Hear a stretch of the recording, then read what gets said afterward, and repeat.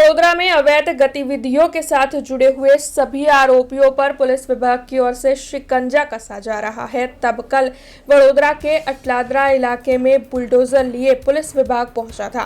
दरअसल अवैध गतिविधियों के साथ जुड़े हुए ये जो आरोपी है उनके अवैध अतिक्रमण दूर करवाए जा रहे हैं।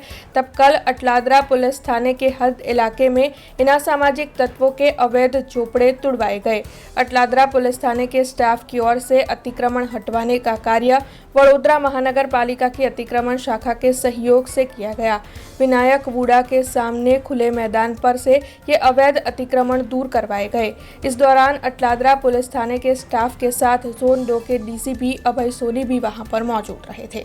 એના પાછળ ઉપર સીમાબેન કરીને બુટલેગર છે એમ તમે જોઈ શકો કે સરકારી જગ્યા ઉપર દબાણ કરીને બુટલેગિંગની પ્રવૃત્તિમાં સંકળાયેલા રહે છે અને અમારા રેકોર્ડમાં એમની વારંવાર કેસો પણ કરવામાં આવેલા હતા।